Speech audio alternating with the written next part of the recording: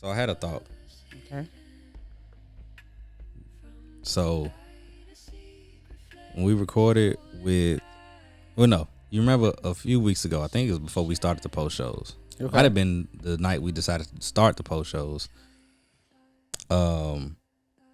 I was telling you about how I be feeling like I attract like broken women or women who have been through some trauma or whatever, and then they get what they get and move on. Yeah.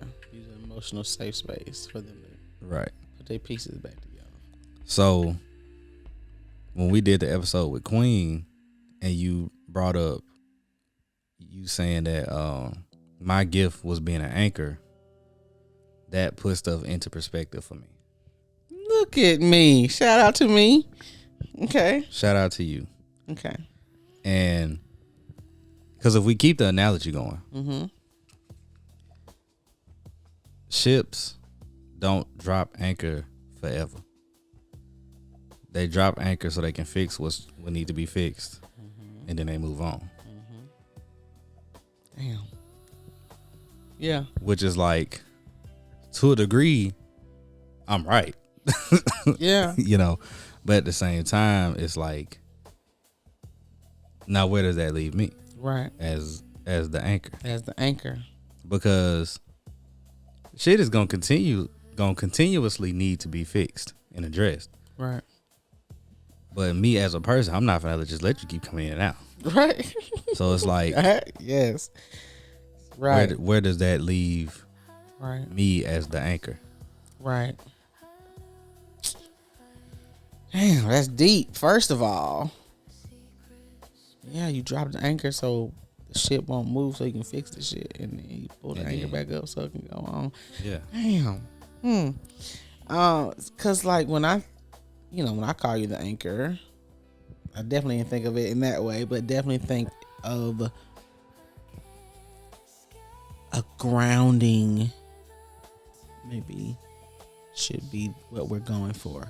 A grounding energy that, because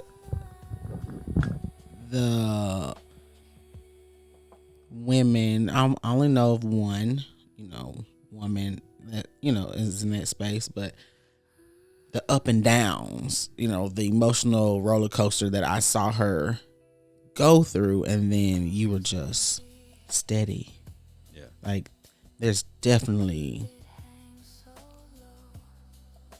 I'm just in a real sexual mood today. I was gonna say delicious energy, surrounding the masculine that can just be steady, as the feminine figure, the wounded feminine, because that's what it sounds like.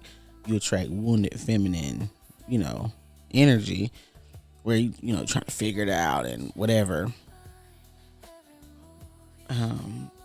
But so how do we get from the anchor that is dropped so we can fix something and then pull back up when the fixing is done, to just that steady grounding source like energy, which is really, I think, who you are.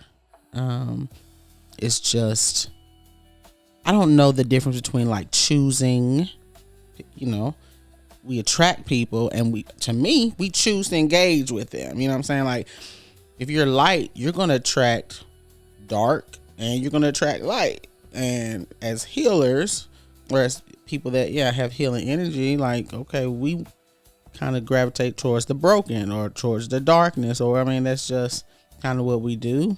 As people who kind of love on people, you would have to choose the person that's not using you as an anchor. Drop. Let me fix this. Pick it back up. I'm out of here. Yeah. I think that requires you to heal something within you that's choosing these broken, I agree with that. And I think I know what it is that needs to be healed. Okay. What is it? Do you mind sharing? I do mind sharing. Okay. Maybe another time. on the camera. I'm not sharing. Yeah. But then the question comes to, how do I heal that? But that answer can also go to a previous conversation.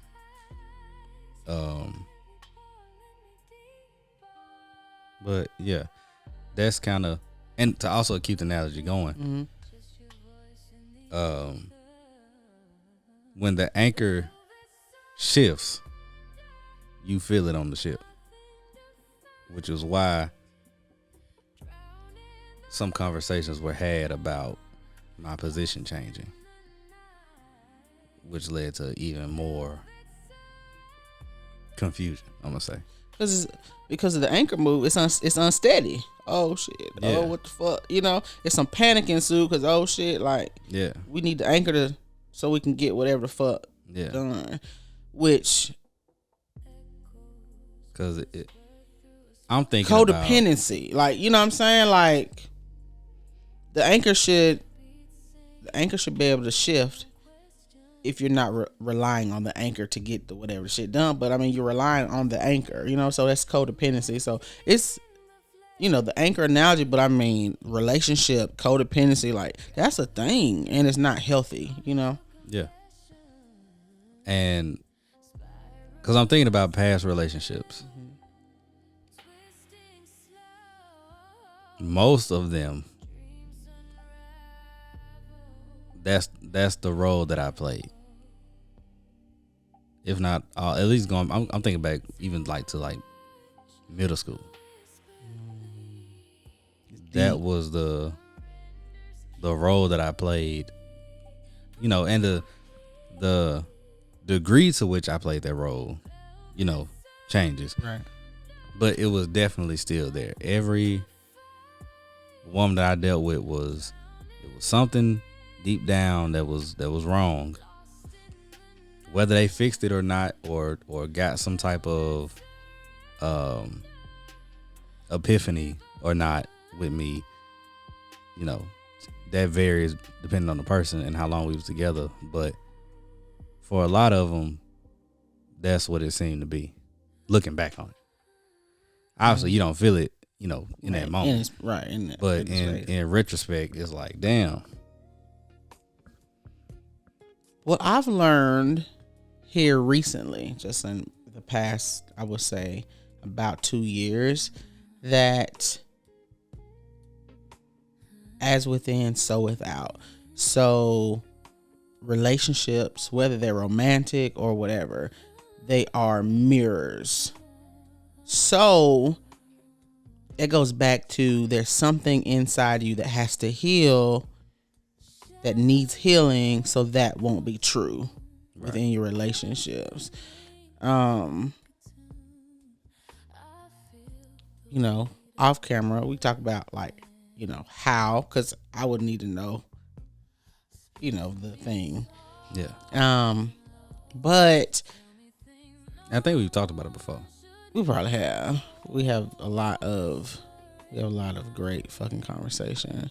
What I've learned, like, as I've become a whole person, and I love to hear that, because you know, we all, I think, as long as we're alive, we're always gonna have some healing to do. But I've done a lot of work in accepting my whole self, you know, the masculine, the feminine, and kind of being a whole person. And so the people that I choose are different now from the people I've chosen. I still attract the broken people, is, you know, I now talk to women and men, but I still attract, you don't attract all types of people. But I was subconsciously choosing those that needed to be healed, that needed to be healed.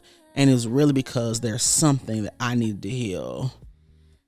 Father wound, whatever fuck, you know, to know I'm enough, to know I'm worthy, to not be dependent on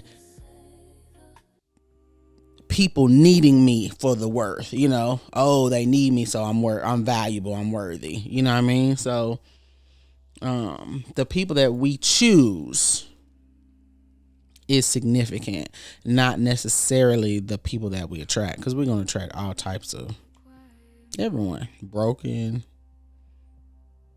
not so broken. I think everybody has a little brokenness. Yeah.